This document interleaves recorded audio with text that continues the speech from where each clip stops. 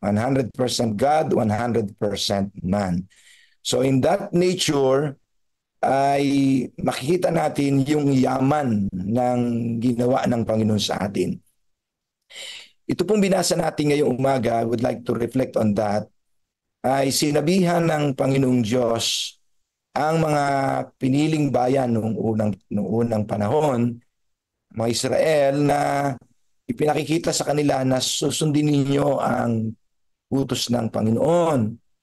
Mamuhay kayo ayon sa kanyang pamamaraan. Yun po yung mga sinasabi niya, at igalang ninyo siya. Okay? Sapagkat dadalhin kayo ng inyong Diyos sa magandang lupain. Maganda po yung description, no?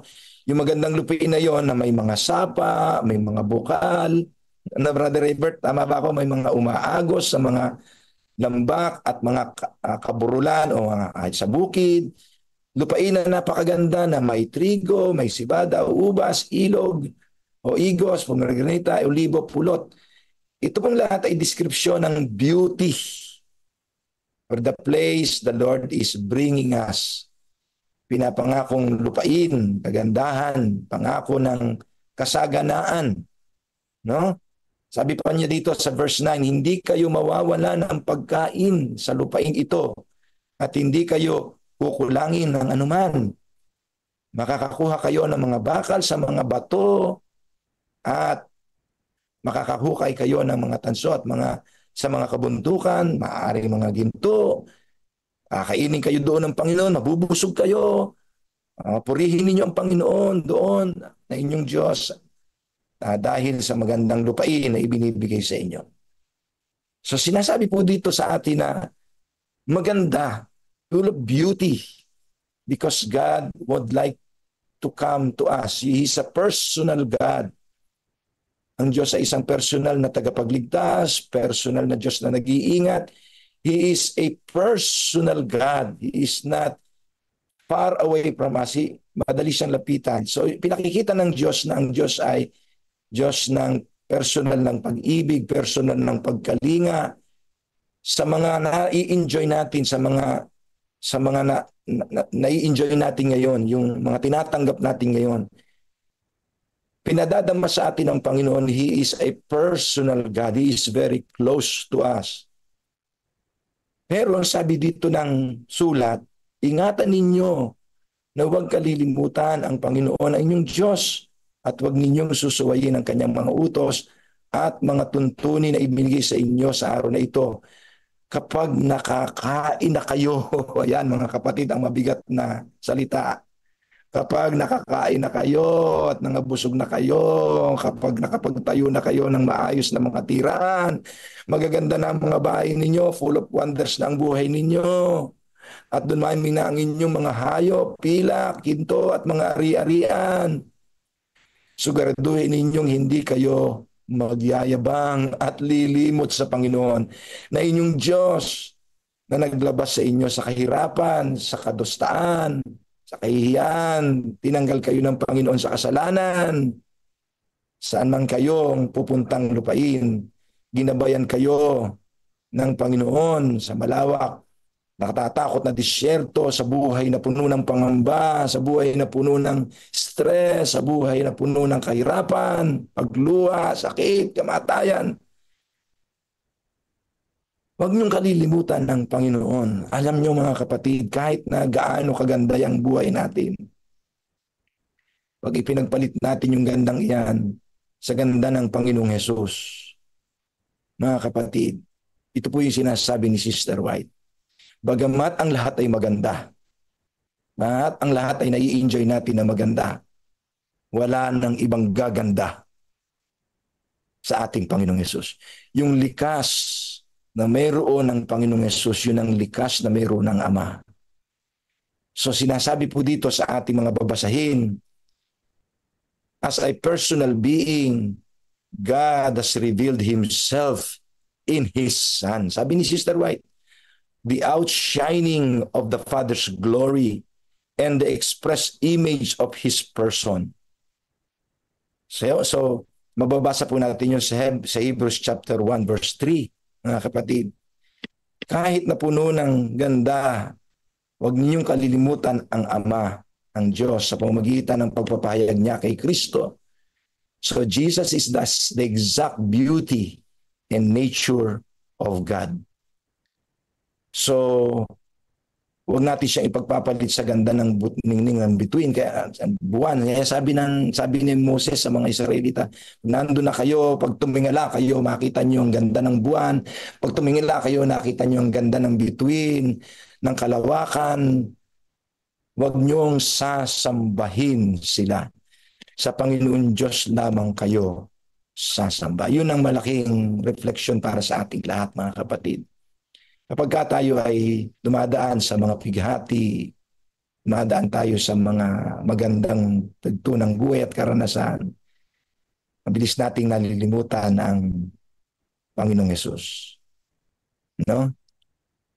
Sa mga sandaling ito ng ating mga karanasan, lagi nating babalikan ang mga talatang nagsasabi na si Hesus ang exact na pinahayagan ng Ama ng kanyang kagandahan, ng likas, at ng kanyang karakter. So si Jesus lang, si Jesus Christ, is the exact beauty of the Father. So God the Father revealed in His Son, Jesus Christ. Luke chapter 19 verse 10, for the Son of Man is come to seek and to save that which was lost. So the nature of the Father would like to save every man. So Jesus Christ, when He came, He showed the exact love of God upang iligtas ang mga nawawaglit. Ganon din ang Ama sa langit. So sabi ganon, wherefore He is able also to save them to the uttermost that come unto God by Him, seeing He ever liveth to make intercession for them. Ito po yung sa Hebrews 7:25. So sinasabi po dito ni Sister White, as a personal Savior, He came to the world. As a personal Savior, He ascended on high. As a personal Savior, He intercedes in the heavenly courts. Kaya yun po yung sinabi ng Hebrews chapter 7 verse 25. Wherefore He is able also to save them to the uttermost that come unto God by Him, seeing as He ever liveth to make intercession for them. So siya po ay personal na Diyos na nagliligtas, siya rin po ay personal na Diyos na namamagitan sa atin, umakyat sa langit, sa sanctuary sa langit ay namamagitan sa atin. So mga kapatid, one more, ang sabi po dito ni Sister White, Christ, the light of the world, veiled the dazzling splendor of His divinity and came to live as a man among men, that they might, without being consumed, become acquainted with their Creator. Kahit na gaano kaganda pa ang liwanag, wala nang ibang gaganda pa sa liwanag na taglay ng buhay ng ating Panginoong Hesukristo. Mga kapatid, kaya gaano man kabusog tayo, wala nang ibang magpupuno ng kabusugan, ng kagutuman natin kundi si Kristo. So let us desire Christ every day. He is the answer to all our problems and prayers. So sapagkat ipinakikita ng Diyos Ama ang kanyang buong kapuspusan sa pamamagitan ni Kristo. In Christ, yung pong Godhead ay nakilala natin na mapagmahal, personal, hindi malayong Diyos, Diyos na hindi nagpapabaya, Diyos na nagagamot, Diyos na nagpapakain, Diyos na nagpo-provide. So in Christ, lahat ng yon ay naranasan natin. So anuman ang buhay na meron po tayo ngayon, mga kapatid, it is because the Father chose to reveal Himself to His Son, Jesus Christ. So let us come to Jesus Christ every day. Intentionally, piliin natin ang araw-araw na pinakamagandang lugar sa piling ng ating Panginoong Hesukristo. Good morning po. At meron po ba kayong gustong sabihin pa? Any reflection? Pastor Joey, meron ka bang sasabihin dyan? Yes po. Ayan. Meron po akong dalawang bagay na gustong sabihin dito sa ating reflection na nabasa po natin. Sabi po kasi sa Hebrew chapter 1 verse 3, si Jesus Christ yung effulgence of God's glory. He is the effulgence of God's glory. Ang ningning ng kaluwalhatian ng Diyos. So mayroon po akong dalawang bagay na pwedeng i-share dyan. Una, kapag naramdaman natin si Kristo, naramdaman natin ang buong, sa English po kasi, if we feel Christ, we feel the atmosphere of heaven. Amen. Opo, we feel the atmosphere of heaven. Kasi siya yung kinatawan siya yung kaluwalhatian, siya yung ningning ng kaluwalhatian ng Diyos. So, mahirap po nating ma-appreciate yung beauty ng heaven kapag hindi natin naramdaman si Kristo sa buhay po natin. Lagi nating naririnig ang pagiging Kristiyano po ay hindi isang karunungan lamang, kundi ito'y isang karanasan kay Kristo. Amen. Kaya pag naranasan natin si Kristo bilang ating Panginoon, nararamdaman po natin mga kapatid yung ganda ng langit na inihanda sa atin ng Panginoon na siyang yung kinalalagyan ng Diyos, luklukan ng Diyos, na nandoon yung kabuuan ng beauty ng ating pong Panginoong Hesus. Ikalawang bagay na gusto kong i-share ay maliban na nararamdaman natin yung atmosphere ng heaven sa pamamagitan ng ating Panginoong Hesus,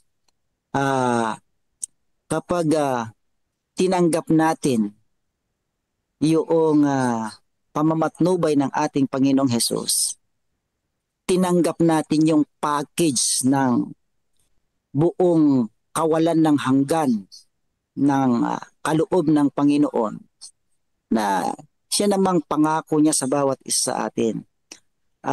Doon lang mang na-appreciate natin yung mga pangako ng ating Panginoon. Hindi natin ma-appreciate ang eternity, hindi natin ma-appreciate yung mga nandito sa mga lupang ito na sana magdudulot sa atin ng kaisipan na mayroong eternity ibibigay sa atin ng ating Panginoon. Kaya nga kapag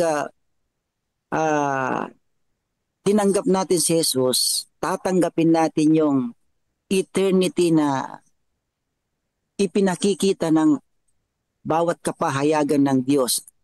Actually, sabi sa article na aking binabasa, yung isang dahon sana na nakikita natin dito sa mundong ito sana ay ma-appreciate ng isang tao na pinanghahawakan o kinokontrol ng isang Diyos na magpasawalang hanggan na walang kamatayan. Kaya lang, kung ating pong titingnan, yung dahon na nakikita natin dito, minsan ay inaapakan, sinusunugan, sinusunog, anong ginagawa natin. Hindi natin na-appreciate yung eternity ng Diyos na siyang lumikha ng lahat ng mga bagay na ito. Kasi nga, ang sabi doon, ang ating isipan ay adulterated ng mga makabundong mga bagay. So para may iwas tayo sa ganun at kahit ikling bagay lamang nakikita natin na para walang halaga sa mundong ito, kapag ito ay tiningnan natin na may lalang, ang may lalang ng mga bagay nito ay walang iba kundi ang Diyos. Ma-appreciate daw natin yung eternity na muling ibinabalik ng ating Panginoong Hesus sa buhay po natin. So, doon nakikita natin yung ningning ng kaluwalhatian ng Diyos sa pamamagitan ng ating Panginoong Hesus na may dala ng eternity na sana'y wala ng malaglag na mga dahon na hindi ma-appreciate ng tao, kundi nakikita natin na bawat karanasan na mayroon tayo sa mundong ito ay binawi na ng ating Panginoong Hesus. Sabi kasi doon sa binasa ko, minsan ang isang tao kasi ay parang dahong nalalaglag na wala ng kwenta. Pero dahil ang Panginoong Hesukristo ay naparito sa lupang ito, yung dahon ng ating pagkataong inaapak-apakan at walang kwenta, ginawa niyang mayroong kwenta.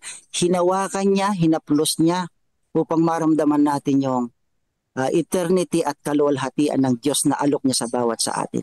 Kaya kompleto po yung pagpapahayag ng ating Panginoong Hesukristo. ibinabalik tayo doon sa karanasan tayo na nararamdaman natin yung atmosphere ng heaven at yung eternity pangako ng ating Panginoong Hesukristo. Amen. So far, marami pa sana akong sasabihin. Yun na lang muna, Pastor. Nga po, maraming Yun po. salamat Pastor Joey sa mayaman at malusog na environment ng spiritual environment na iyong ibinangon ngayon. Salamat po, Pastor Joey. I would like to read once more. Sabi po, isa pang quotation galing po dito sa readings natin kahapon. In the heavens above, i-admit ko lang ho itong isa ha. Ayan.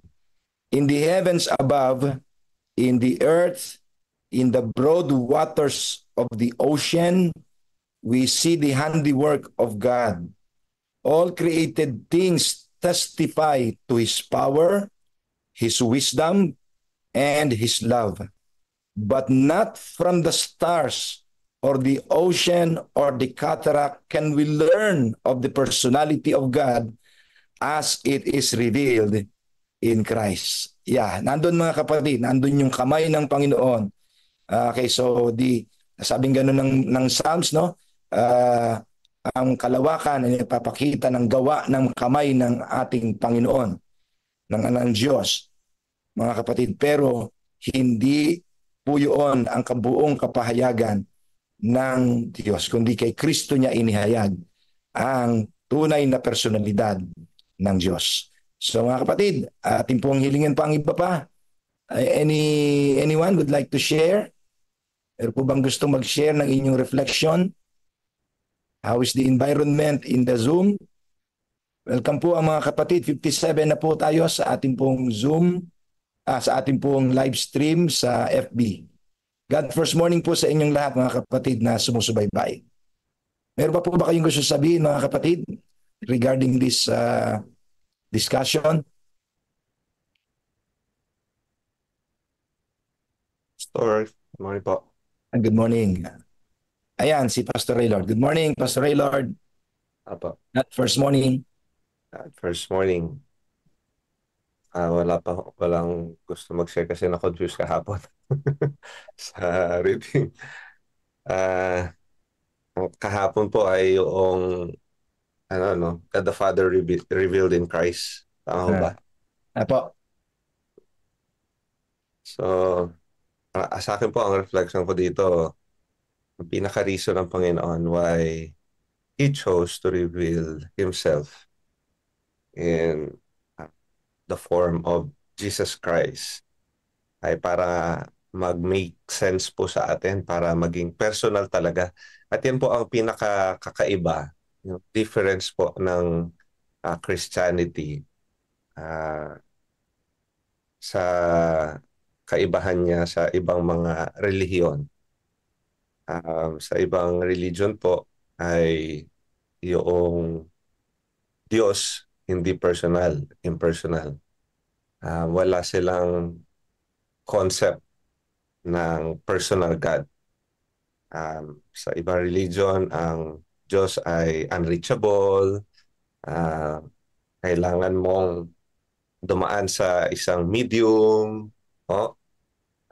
Kailangan mong merong propeta na dadaanan. So, alam niyo naman siguro yung mga religion na yun, na binabanggit ko, hindi ko na i-enumerate. But they don't have that concept of a personal God. It's only in Christianity that you find that. At sa paanong paraan po? Ayan, God revealed Himself through Jesus Christ kasi He wanted to develop a relationship for two reasons. Para maunawaan natin yung redemptive work niya na siya bilang Diyos, perfecto, hindi nagkasala, nagkatawang tao at naging sakripisyo, isinakripisyo yung buhay niya kasi yun lang po yung serve ng di ba? Yun lang magiging karapat dapat na sacrifice. So, yung redemptive work. Pangalawa po is to give us an idea para magkaroon ho tayo ng kaunawaan kung paano gagawin yung mission niya sa lupa. Kasi sa pasimula pa lang, di ba? Nagsimula na yung mission niya na magkasala. Bago pa magkasala ang tao sa Revelation 13:8, di ba, Pastor Jerry?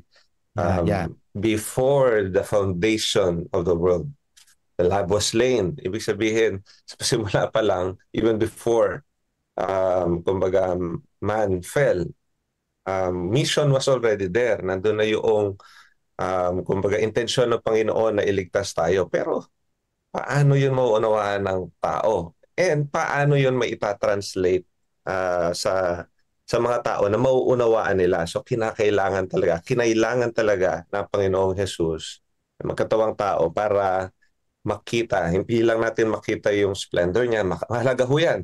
Makita natin yung pagiging Diyos niya sa buhay natin. Pero paano magpapatuloy yun? Paano magme-make sense yun even up to this point na wala na siya, hindi na natin siya nakikita. Kinailangan hong maranasan siya ng tao. Kinailangan makalakad siya kasama ng mga tao. Para, at particularly, di ba binanggit ho ni Ellen White, particularly yung pagtuturo niya sa mga alagad para maunawaan ng tao, ng mga alagad, kung paano magpapatuloy yung misyon. At para magpatuloy po hanggang ngayon sa atin. So lahat ho ng ating mga ginagawa, wala tayong ibang reference kundi yung halimbawa ni Kristo. Babalik at babalik tayo sa halimbawa ni Kristo. We can never go wrong if we follow the footsteps of Jesus Christ. Hindi tayo magkakamali, mga kapatid. Kung ang susundan po nating halimbawa ng pag-accomplish ng mission niya dito sa libutang ito ay yung halimbawa ni Jesucristo. Ganyan po ang nakikita ko, ang aking personal reflection kung bakit ang Panginoon ay kanyang purposely ni-reveal ang sarili niya sa pamagitan ni Jesucristo to give us an idea, to clarify to us His redemptive work, and also to give us an example on how to finish His mission here on earth. Salamat po, Pastor Jerry. Salamat po, Pastor Raylord. Kaya ang yaman nito talaga, mga kapatid, ito'y pinalalalim ng lusto ang karanasan natin sa pagiging mga anak at karanasan sa pagiging misyonero, Pastor Ray, by being sending out, mga send out missionaries tayo, mga kapatid. Habang tayo'y hahayo, ito po yung pundasyon ng ating pong isi-share, mga kapatid. Ano ba isi-share talaga natin? Sabat ba? Sanctuary ba? Ano ba talaga ang ating share, mga kapatid? Gusto ko po sa inyong banggitin ito in a few minutes na natitira. Sasara na po natin dito. Sabi po sa Matthew 24 verse 18, the missional nature ng gospel at ng buhay natin ng mga misyonero. Ang sabing ganon, and this gospel of the kingdom will be preached in the whole world as a testimony to all nations, and then the end will come. Mga kapatid, yung gospel daw po, arian ng Diyos ay maipangaral sa buong sanlibutan at magpapatotoo sa lahat ng mga bansa at ang katapusan ay darating na. So yun po yung inihintay natin, yung pagtatapos, yung yugto ng yung maparatnan ng ebanghelyo ng mga tao. Pero ano po ba yung ebanghelyo? What is the gospel? Mga kapatid, the gospel is a person. The gospel is a person. Tandaan po natin yun, ha? The gospel is a person. The gospel is good news. Yun po ang kaya naging good news po ang tawag sa gospel. Because the good news is a person. The good news is not the heaven itself and its streets of gold, but the God of heaven, Jesus Christ. The Father revealed Himself in Jesus Christ. The good news is not the place called heaven, its streets of gold, yung mga gintong lantay na ginto na pupuntahan natin, kundi yung Diyos ng langit. Yun po yung good news. It is not the green pastures that still waters, but the great shepherd, Jesus Christ. Hindi po yung mga prosperity na mararanasan natin sa pasture, kundi yung great shepherd na si Jesus Christ, mga kapatid. Gospel, good news is a person. Kung wag sana ma-offend yung iba, pero gusto ko po sa inyong bigyan ng diin. The good news is not the Sabbath day itself, but the Lord of the Sabbath. Jesus Christ is important than the day of the Sabbath. Pero hindi natin pwedeng paghiwalayin si Kristo at ang Sabbath. That is a message. Kapatid, but si Jesus po yung nandoon sa loob ng Sabbath, kaya siya po yung naging gospel, naging mensahe po talaga natin. The good news is not the sanctuary, but the high priest in the sanctuary. The good news is not the second coming, but the King of Kings who is coming. Tandaan niyo mga kapatid, si Jesus ang ating pong mensahe. Si Jesus Christ ang kanyang nature na ipinapakilala niya sa atin. Ang sabing ganoon, pinakikilala sa atin ang Diyos. Ang sabi po ng John 1 verse 18, no man hath seen God at any time, the only begotten Son, which is in the bosom of the Father, He hath declared Him. So si Kristo ang magdadala ng very intimate relationship to the Father para sa ating lahat. Ilalapit tayo ng ating Panginoon sa Ama na hindi natin kailanman magagawa sapagkat sa ating likas tayo po'y makasalanan. But in Jesus, we can be close to the Father. So stay close with Jesus. Yun po yung ating pong pinag-aralan nung una pa. So remain in Jesus Christ para tayo manatili sa Ama. So tandaan po natin, tayo po ay alas 5:02 na po ng umaga. Sorry po for extending it. Tayo po ay dadako na sa atin pong 40 days of prayer. Tayo po ay nasa 35th day na, ika-35 araw na po ng ating 40 days of prayer campaign. Salamat po sa inyong pagsama. At ang maglilid po sa atin ngayon, kung di ako nagkakamali, ay Central Nueva Ecija 1 and Central Nueva Ecija 2 District. Salamat po sa mga pastor natin na nag-asikaso nito, Pastor Crisanto Estrero and Pastor Antonio Salarza. Tayo po ay dadako na sa ating 40 days of prayer program. God bless you po. God first morning.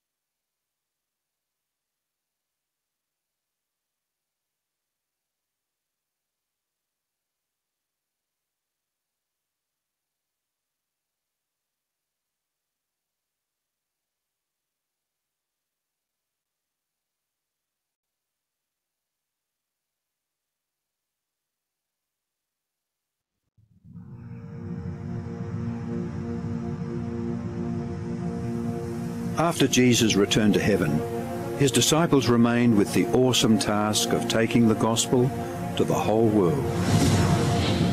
Filled with the Holy Spirit, these men and women proclaimed the message they had received with boldness and power, reaching out to all corners of the then known world. But it was not without great opposition, first from the Jews, then from the Roman state. Many Christians were faithful to the point of death, suffering torture and humiliation from cheering onlookers at the Circus Maximus and Colosseum in Rome and throughout the empire. However, the blood of the martyrs only paved the way for the further spread of the gospel. After years of persecution by the Roman emperors, one of them, Constantine, professed conversion to Christianity in 312 AD. Now Christianity became popular, but it resulted in many pagan practices and symbols entering the church, particularly in Rome. The Bishop of Rome assumed more and more power and authority and began to oppose and oppress all who recognized Jesus alone as the head of the church and who accepted the Bible alone as the supreme authority. To escape this increasing persecution, God's true people withdrew to the wilderness areas of Europe. In northern Italy, the Waldenses took refuge in the mountains. While many were slain, the light continued to shine in the darkness.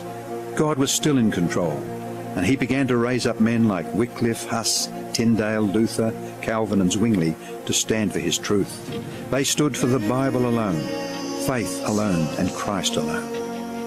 In 1798, in fulfillment of Bible prophecy in the book of Daniel, the religious and political supremacy of the Roman Church was temporarily reduced when General Berthier removed Pope Pius VI from his throne. Consequently, in the decades that followed, there arose a great awakening of interest in the prophecies of Daniel, and many were convinced Jesus was soon to return.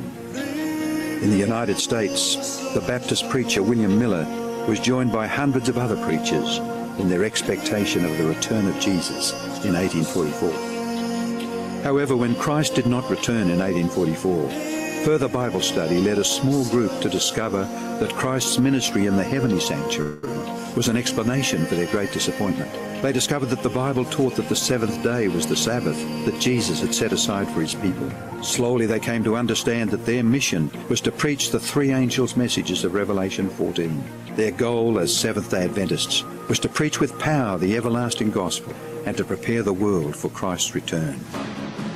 More than 160 years have now passed, years that have brought 2 world wars, numerous military campaigns, financial depressions, the rise of atheism and secularism, as well as a booming world population, with natural disasters increasing in frequency and intensity.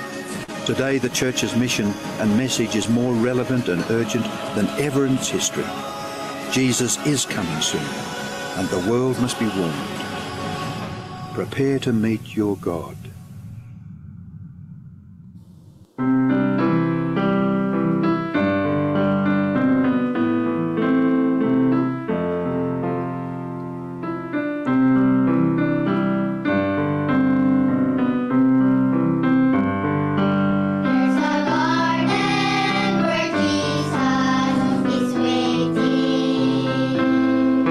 There's a place that is wondrously fair.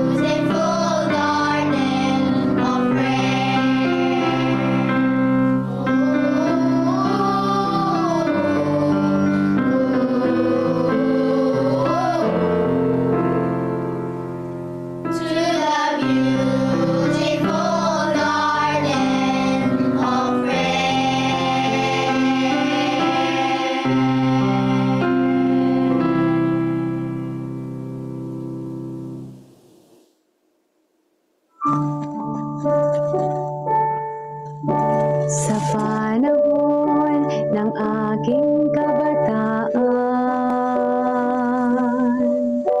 ang nais ko'y laging kalayawan.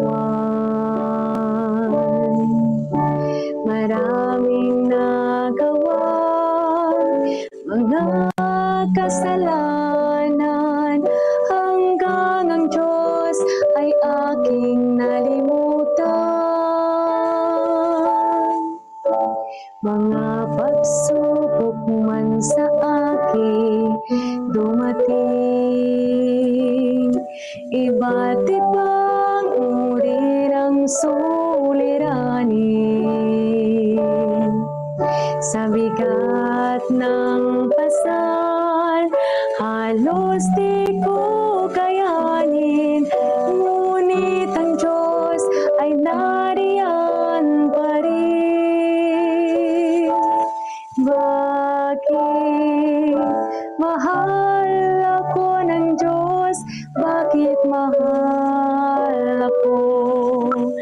Kahit na naligaw ang landas ko, bakit mahal ako ng Diyos? Bakit mahal ako? Binago niya ang buong buhay ko. Mga pagsubok man sa akin dumating, iba't ibang uri ng suliranin. Sa bigat ng pasal, halos di ko kayanin, ngunit ang Diyos ay nariyan pa rin. Bakit mahal ako ng Diyos? Bakit mahal ako?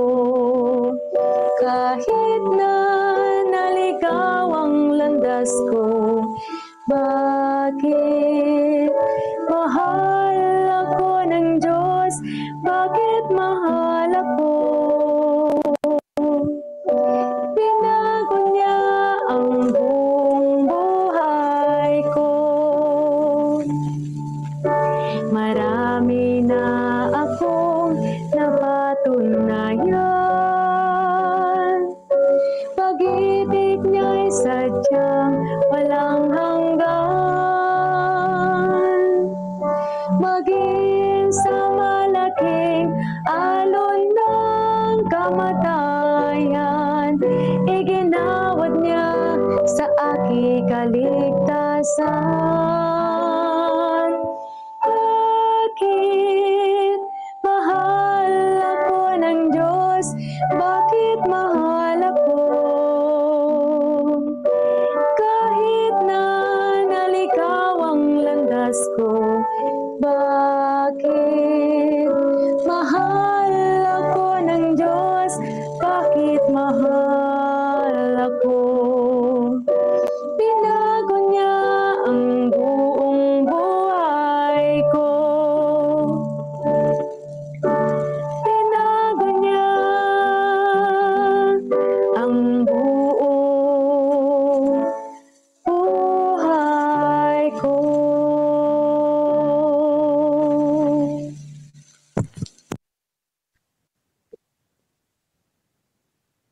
Tayo po ay manalangin.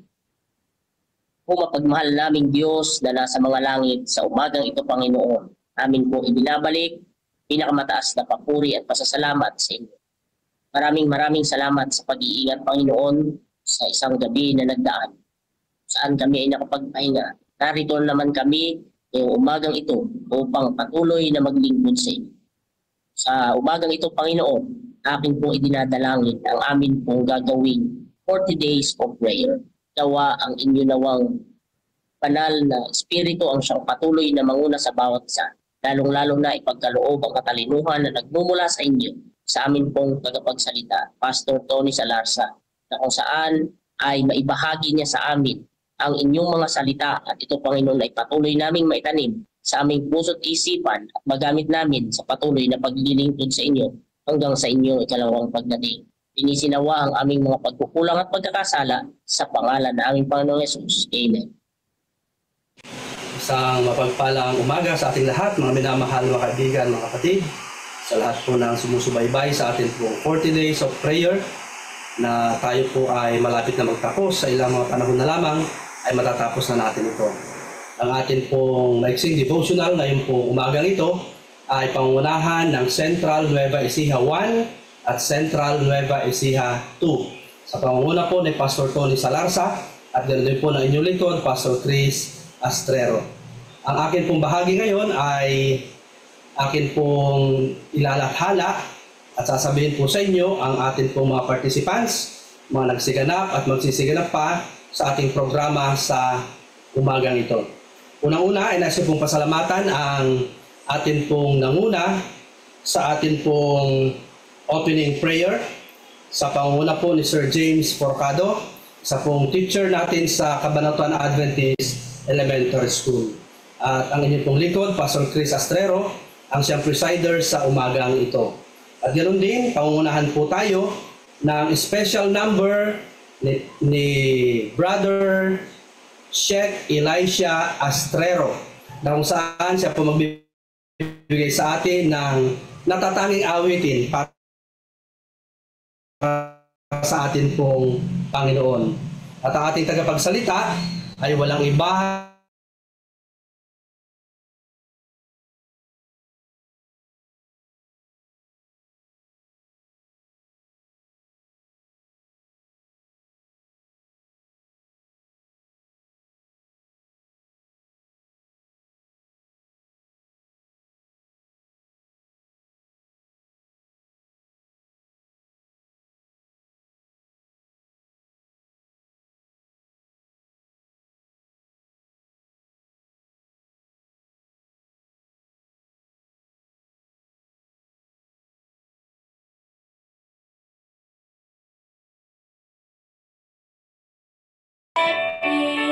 to give you on a day like today.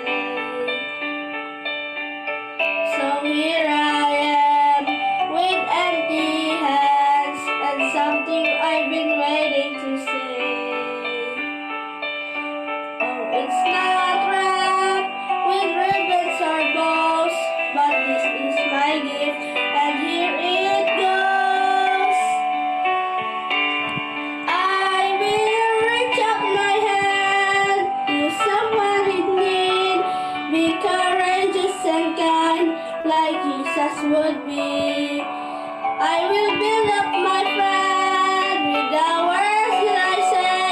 Be a light in my home every day. I will live like you want me to live. This is the gift I'll give.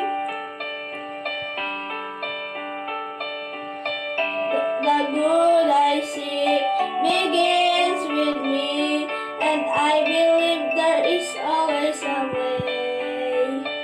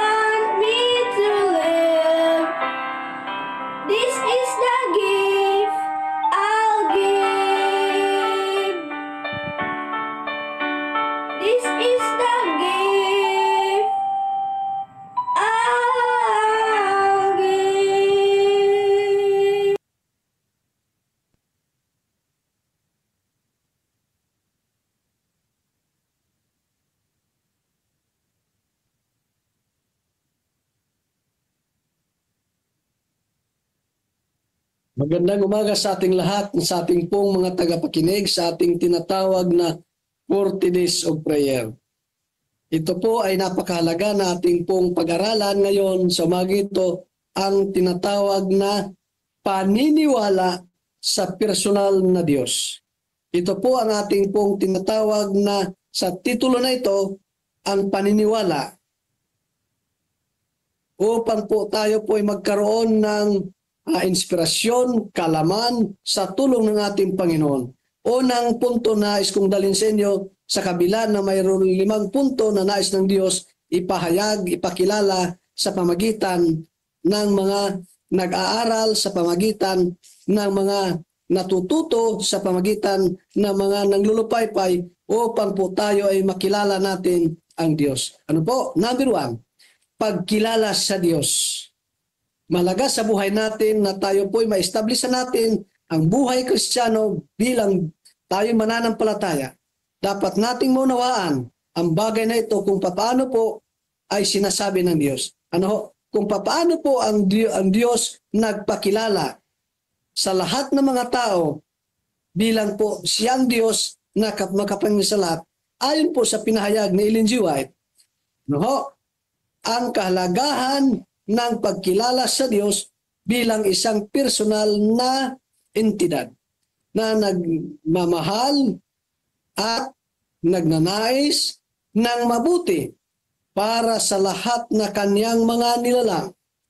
Yun pong layunin ng Diyos. Ang mga personal na relasyon sa Diyos ay mahalaga upang may panatili ang tinatawag na tamang pananaw sa buhay bilang tayo mga Kristiyano, lalo't higit ang pamumuhay nating espiritualidad. Ito po ang nais ng ating Diyos nating maunawaan sa bagay na ito, na dapat nating kilalanin ang Diyos nga siya po ang manglalalang, siya po ang dahilan kung bakit tayo po may hininga, sa kadahilanan siya ang Diyos. Ano pa?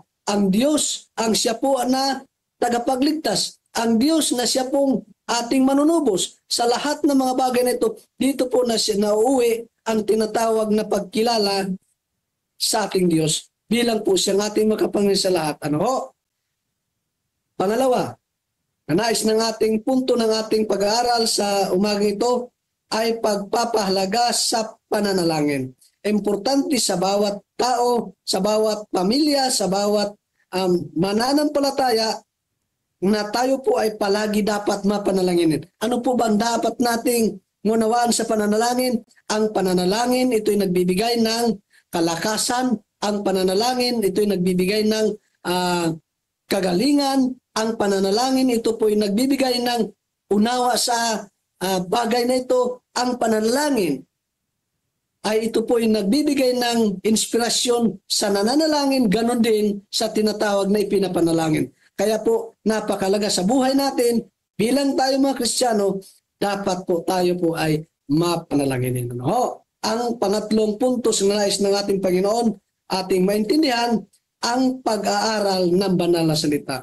Mga kaibigan ko, tayo lahat naman ay naniniwala na ating dapat pag-aralan ang banal na salita. Dapat nating pag-aralan upang sa ganon, ang banal na salita ito nagsasabi sa atin ng katotohanan patungkol sa ating Panginoon Diyos nga tagapagligtas. Kailangan natin tayo po'y mapag-aral sa banal na salita. Ano ho? Atin po dapat pag-aralan banal na salita. Sa kabila, tayo po'y dapat ay mag-aral ng banal na salita.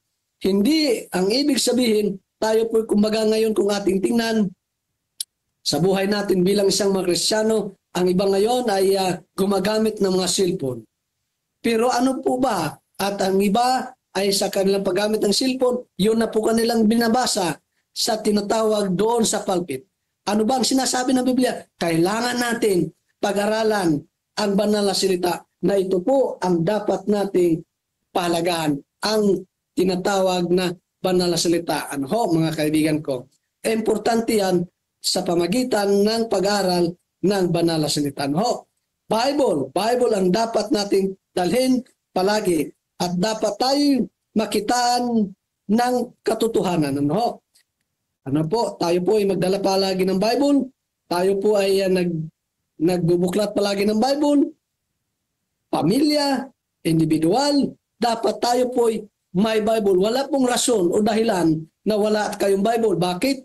Ang ating pong kumperensya ay naglalaan ng Bible. Lahat ng mga mabinyagan ay may tinatawag silang Bible. Ano ho? Yun po ang kahalagahan. Ngayon po ang pangapat, na nais nating pag-aralan, ang pagkakaroon ng tiwala sa Diyos. Mga kaibigan ko, sa umagang ito, kung ating tingnan at pansinin, ang pagtitiwala sa Diyos ay importante sa lahat na panahon. Anuman ang mga pagsubok, anuman ang mga suliranin, anuman ang darating sa buhay natin, sa buhay ng pamilya, anuman ang mga mangyari sa buhay natin, sa kadahilanan, kayo at ako dapat doon lamang nakatuon sa Diyos, ay dapat tayo po'y may tiwala sa Diyos. Ano ho? Yun ang nais kong dalhin at ating unawaan sa umaga ito ng ating pong tinatawag devotional at pagpapalaga ng tinatawag na 40 days of prayer. Ano ho? Ang panglima, pagtuturo at patutuo ng ating Panginoon. Ano ho? Kung paano po ang ating Panginoon sa buhay natin, kung paano po ang ating Panginoon sa lupang ito ay nagturo, sa kabila ay nagpatutuo. Yung dalawang ito ay hindi po dapat mawala. Sa buhay natin bilang po tayo mga Kristiyano, dapat tayo nagtuturo. Sa kabila dapat tayo nagtuturo, dapat din nagpapatuto tayo sa ating tinuturo. Ang ibig sabihin ng ating Panginoon, dapat nakikita sa ating gawa. Ano ang ating sinasalita? Ano ang ating sinasalita ay kailangan ay ating pong patutuhanan sa buhay natin. Bilang tayo mga Kristiyano, bilang tayo mga mananampalataya sa ating Panginoon. Ano ho? Kaya nais ko pong dalhin sa inyo ang mga bagay na ito. Ano ba ang sinasabi ng ating Panginoon? Kung ating tingnan, mayroong sinabi ang ating Panginoon dito po sa talatang ito. Mensahe. Ho, mensahe sa Efeso. Dito po sa Apokalipsis Kapitulo 2, Kabanatang 1. Sabi po ng ating Panginoon, sa mga anghel ng iglesia sa Efesos, na isinulat mo ang mga bagay na ito, ay sinabi ng may hawak na pitong bituin na sa kanyang kanang kamay na lumalakad sa gitna ng 7 gintong ilawan. Ang ibig sabihin, mga kaibigan ko, ang iglesia nito, ang mga taong ito ay tinatawag na dapat kung ano ang kanilang paniniwala sa Diyos ay dapat nagpapatuto sa Diyos. Ano ho? Kung anong paniniwala sila na may Diyos sa buhay nila bilang mga Kristiyano ay dapat nagpapatuto kung ano ang sinabi ng Diyos. Mga kaibigan ko, bilang tayo po influensya sa lahat ng mga tao, sa lahat ng mga ating pong nakikinig sa impapawid nito, kung ano ang sinabi, dapat ito po ay ating ginagawa. Ano ho? Ano sabi ng Panginoon? Alam ko ang inyong mga gawa. Ang inyong ginagawa, ang pagtsatsaga, ay hindi mo mapagtisan ang mga masamang ito. Sinubok mo ang nagsasabing sila ay mga apostol, ngunit sila ay hindi gayon at natuklasan na silang pawang mga sinungaling. Kumbaga mga kaibigan ko, kung ano ang sinabi ng Diyos, dapat nakita sa buhay ng tao. Dapat nakita sa buhay ng tao, nagpapatuto ang tao. Subalit, mga kaibigan ko, kung paano po dinidiin, dito po sa Apokalipsis, ang sinasabi ng banal na salita ito. Tingnan natin.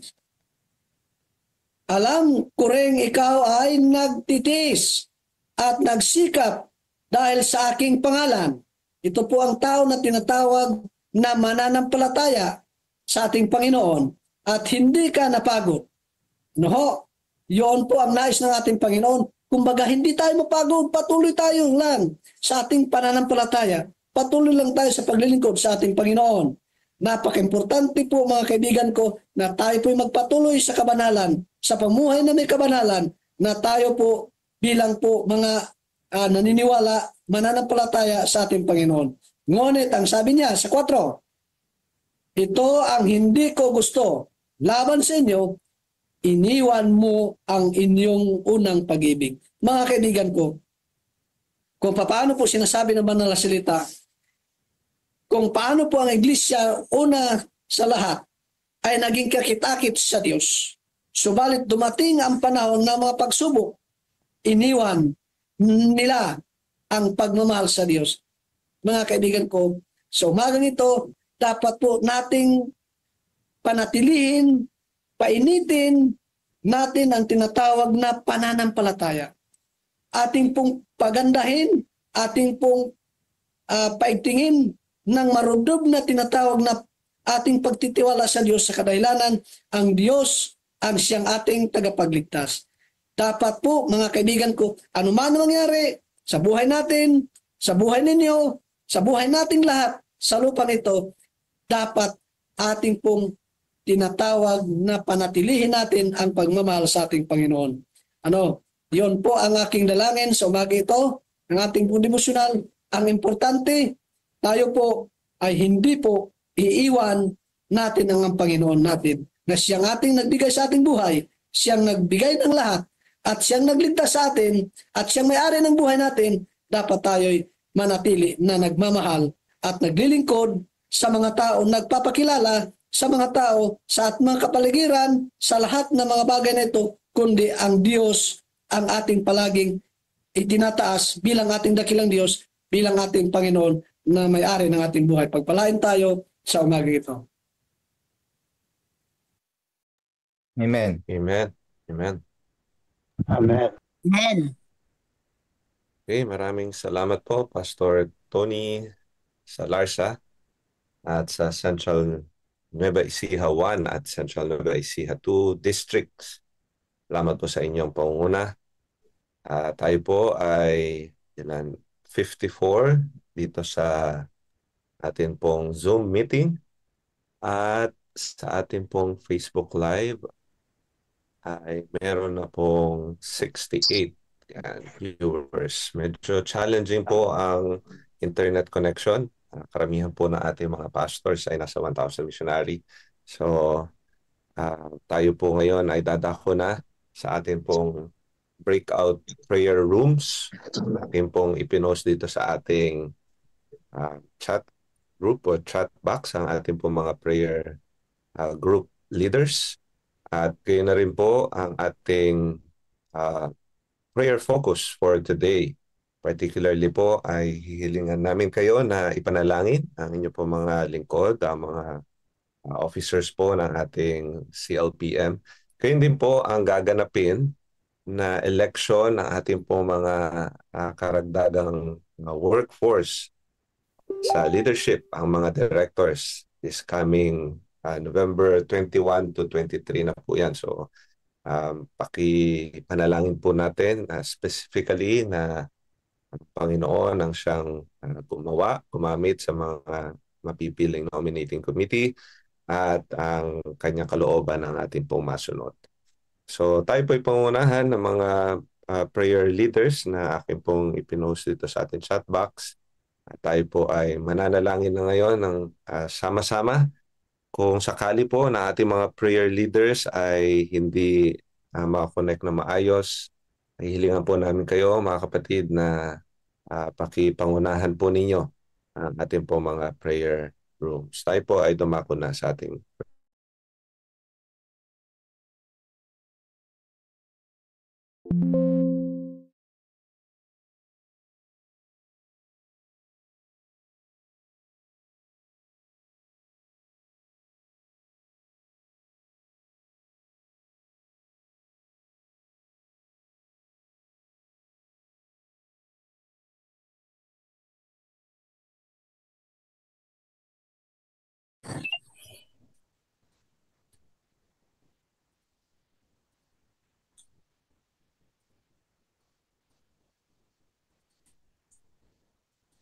Magandang umaga po mga kapatid.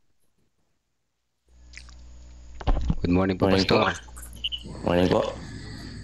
Good morning po, Kuya Monching. Good morning po, Brother Melvin at Pastor. Okay. So, meron po ba tayong mga prayer request?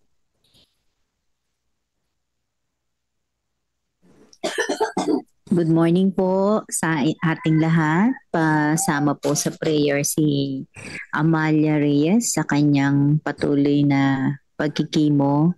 Nawa ay pagkalooban pa siya ng buhay at kalakasan ng ating Panginoon. Salamat po. Po, Sister Amalia. Okay, sige.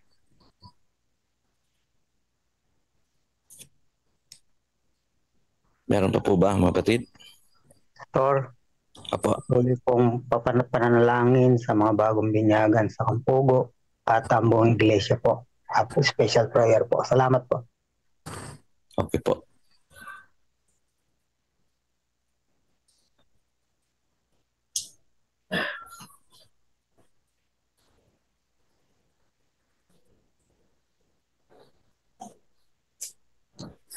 Meron pa po ba?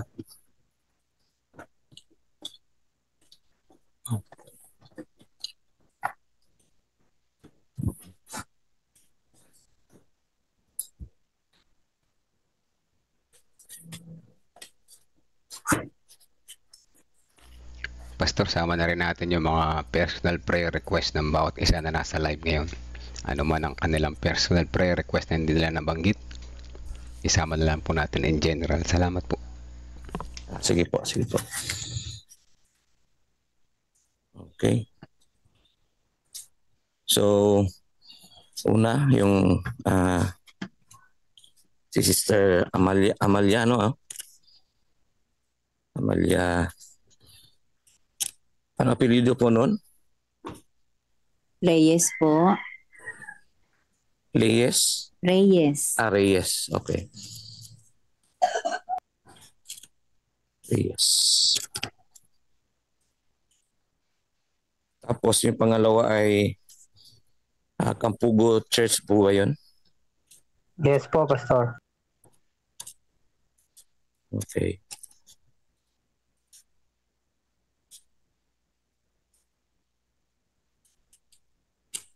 Okay.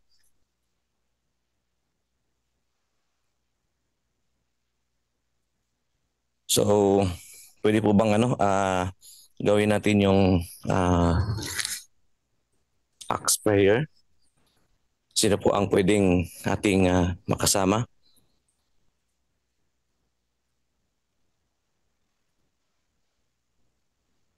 Brother Melvin, pwede po bang kayo sa adoration? Pwede po, Pastor. Opo. Tapos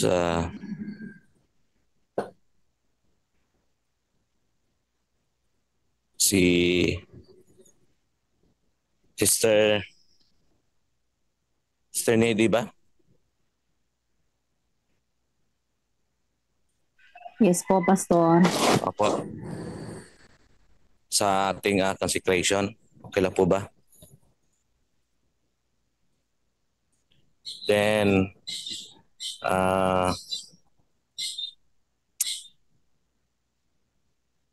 Brother Moises?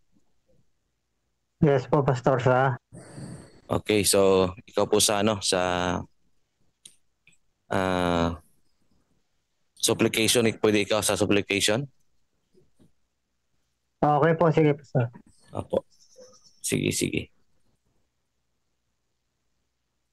Okay, so start po tayo sa ating prayer. Okay po mga kapatid, let's pray po. Dakila at mapagpala naming Amang Banal na nasa langit, na siyang nagplano ng lahat ng kabutihan para sa amin, na siyang nagbigay sa amin ng buhay, na siyang nagbigay sa amin ng mga pangailangan bago pa man kami lalangin, ng isang special na creation dito sa sanlibutan na ito. Ay nariyan ang aming mga pangailangan, na siyang nagpatawad sa aming mga kasalanan, na siyang namatay para sa amin, muling nabuhay naghanda ng kaharian dyan sa langit na bayan para muli kaming tubusin, kuhanin dito sa lupa at iyong mga kasama. Tunay na ang inyong pagmamahal ay walang hanggan, ay nais na mong itaas ang papuri sa iyong pangalan at tunay na karapat-dapat na kayo aming sasambahin sa lahat ng panahon, sa lahat ng pagkakataon. Aking po ipinapasa ang susunod na panalangin para kay Sister Nedy. Mahal naming Ama, narito, amin pong isinusuko ang aming mga buhay sa iyo. Aming dinudulog ang aming mga puso, ang mga isip, ang aming mga kaluluwa para sa iyong paglilingkod. Nawa ang iyong kalooban ang siyang patuloy na managana sa bawat sa amin, lalo-lalo na Panginoon, sa iyong mga manggagawa. Sa aming pagpapatuloy, Ama, sa aming panalangin, kami po ay nagpapasalamat sa lahat ng kabutihan na inyong ipinagkaloob sa amin. Sa mga pagpapala na aming natanggap sa mga pangaraw-araw naming pangangailangan. Aming dinadalangin, Ama, sa umagang ito at aming pinapabatid sa inyong harapan na sa lahat ng mga pagpapalang inyong pinagkaloob sa amin, ang bawat isa ay masaya at maligaya dahil po sa lahat na inyong ibinigay sa bawat isa sa amin. Pinapasalamatan po namin, Ama, ang success ng programa ng CLPM, lalong-lalo na itong 40 days of prayer, na kung saan ang bawat isa ay nakinabang dahil sa inuuna po namin ang inyong presensya sa pang-araw-araw naming pamumuhay. Kami pong pinapasalamatan din po ang paggabay sa bawat aming mga kapatiran sa buong Central Luzon Province's Mission, kung saan nakiisa sa layunin na ipanalangin ang lahat ng aming mga pangangailangan at lalong-lalo na ang programa ng misyon. Salamat din po sa bigay na kung saan ang aming mga administrator sa Central Luzon Province's Mission ay meron silang pananaw na kung saan merong plano na ito'y ikakabuti ng buong misyon. Kami dinadalangin din po, Ama, pinapasalamatan na ang buong Central Luzon Conference ay nagkaisa sa layunin ito. Salamat din po sa mga kapatiran na dumadalo, lalong-lalo na sa aming 40 days of prayer na ito. At salamat sa patnubay, salamat sa inyong mga presensya lagi, at salamat din po sa araw na ito na inyong pinagkaloob sa amin na kung saan ang bawat isa ay nagkaroon ng pagkakataon na unahin po ang inyong ang pagtawag po sa inyong pangalan. Sa pagpapatuloy, dakilang Diyos, aming hinihiling at dinadalangin sa inyo, sinasamo ang mga kahilingan ng mga kapatid. Higit sa lahat, ang bagong tatag na CLPM, ang nalalapit na constituency meeting. Dakilang Diyos, pati ang eleksyon na magaganap sa karagdagang mga directors na siyang mangunguna sa aming misyon. Ang dakilang Diyos, ang ginawang presensya, ang banal na espiritu, ang siyang kumasi sa lahat ng mangunguna, gayon din sa mga delegadong darating. Tulungan nawa ang magandang panahon at magandang pagkakataon upang purihin ka at sambahin sa dakong pagdarausan ng naturang eleksyon at ang kauna-unahang constituency meeting. Dakilang Diyos, amin ding dinadalangin ng mga bagong binyagan sa buong nasasakupan ng CLPN, higit sa lahat sa Kampugo. At narito rin po ang lahat ng kahilingan ng mga kapatid sa buong platform ng 40 Days of Prayer. Hindi man po namin maisa-isa, ngunit dakilang Diyos, aming sinasamo pati ang individual prayers o ang mga kahilingan ng mga kapatid. Inyo po itong dinggin sapagkat alam namin kayo'y mabuti ang iyong kagandang loob ay magpakailanman. O dakilang Diyos, dinggin mo nawa ang aming mga panalangin. Ito po ang aming samutiling sa matamis na pangalan ng aming Panginoong Jesus. Amen. Amen. Amen. Amen po, and God bless sa lahat. Maraming salamat po sa inyong lahat, mga kapatid. Thank you po sa lahat. Hindi ko po kasi nailista. Kala ko makikita ko sa platform natin eh. Hindi pala, doon pala sa... Okay na po. Sa Okay na po. 40 Days of Prayer. Pasensya na po, Pastor. Okay na po. Pagkalata naman ay inyo namang nabanggit. Thank you po sa lahat. Salamat po. Brother Ronel Ron. Salamat po kay Monching. Salamat po, Pastor. God bless po. God bless po sa ating lahat, mga God bless kapatid. po sa ating lahat. God bless po. Sige po, balik tayo sa main room.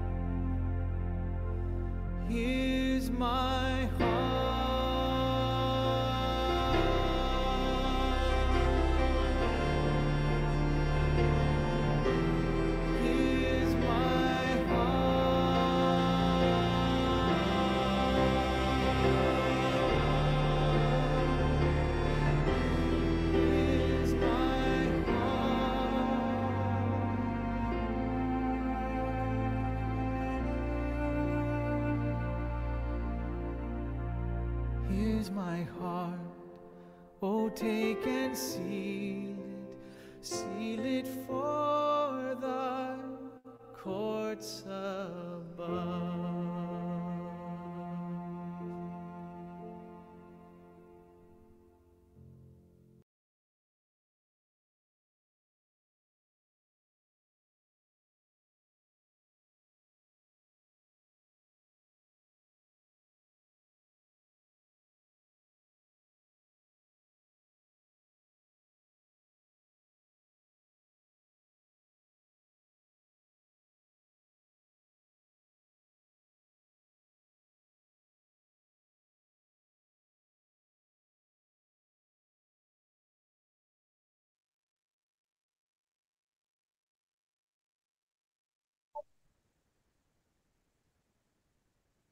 Kapag kay Kristo'y tayo'y magtatapat, sa lahat ng bagay ay magiging sapat. Sa bawat oras, damang patnubay, tiyak nakakamtin walang hanggang buhay. Ang Diyos Diyos ay nangako sa mga taong tapat, sa lahat ng bagay ay magiging sapat.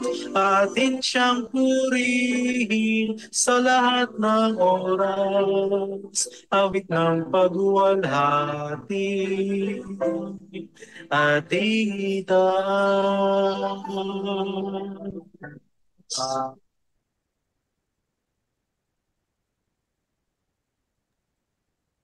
Okay, nakabalik na po yata tayo lahat. Ating gawing Panginoon.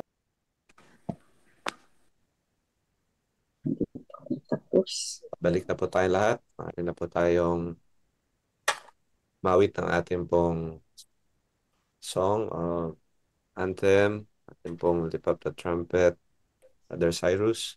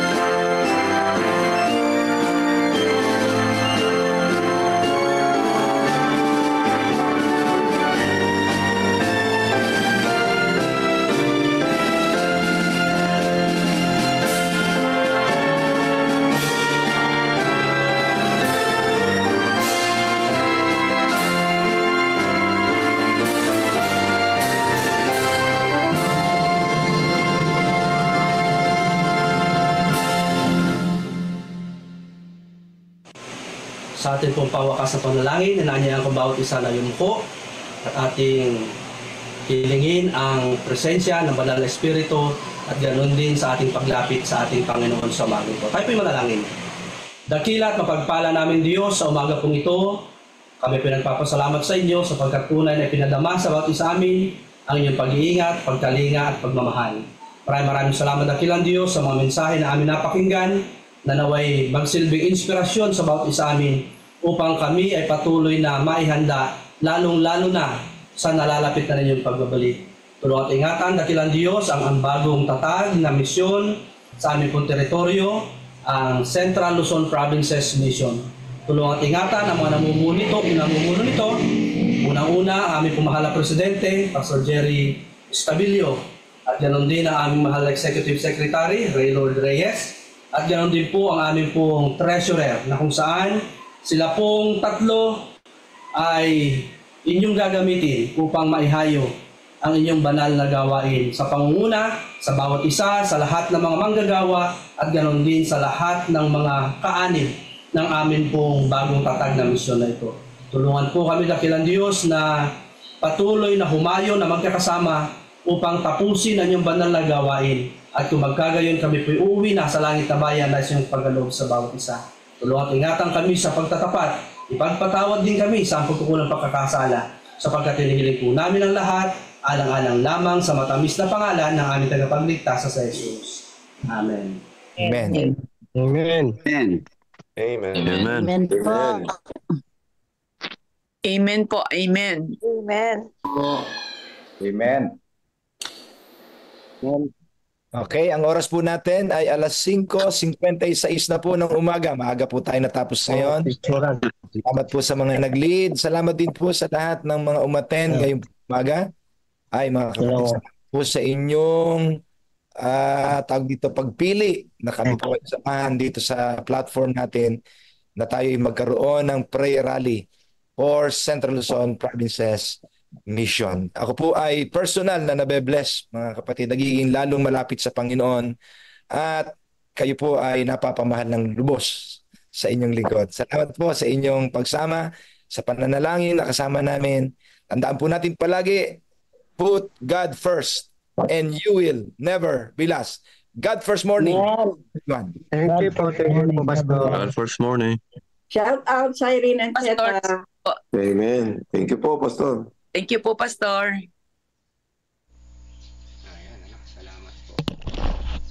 Salamat sa mga prayer warriors, mga kapatid. Salamat sa mga nakinig. Magandang umaga sa mga nariyan ngayon sa live. Sister Emelda ay nalit ng kaunti yung inyong type. Ngayon pa man ay in general kasama po ay inyong tatay sa panalangin po. Ano po? Good morning po. At si Ate Wilma Fernandez, good morning po sa inyo. Sister Elizabeth Erese, Nanay Fina, Nanay Narisa, Ate Mitch, Sister Des Flores, Sister Rodesia, Sister Rose, Chris Encarnado, Sister Juliet, Kuya Melchor, ayan, Ma'am Femi, Kuya Narsing, si Sister Gloria Balbido, si Ate Revi, good morning po, Sister Evelyn, Sister Antonina Nunez, good morning po sa inyo, si Brother Jojo Gatmaytan, good morning po, Sister Vicky, Sister Belinda Salvania. Na-skip na talaga yung 1 and 2, ano? Hindi natin alam kung ano ang kadahilanan, technical ba o kung ano pa man yan, ay okay lang, ano, tuloy-tuloy pa rin naman yung ating programa. Mayroon na lang 5 araw at tapos na yung 40 days of prayer. According kay Pastor, babalik tayo sa ating lesson, ano, yung discipleship ministry, yung sa mga kalangit na dako. Yan, babalik tayo sa ating topic doon. Maganda yung mga nariyon, ano. Maganda rin. God bless po sa bawat isa. Hanggang bukas po muli. At happy preparation day, mga kapatid.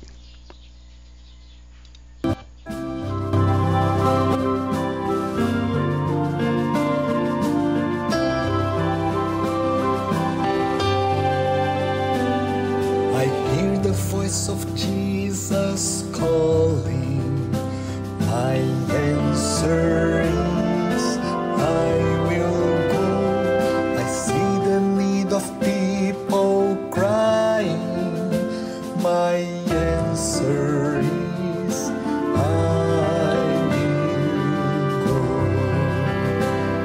I go to share the message of love. I go to share the blessed hope.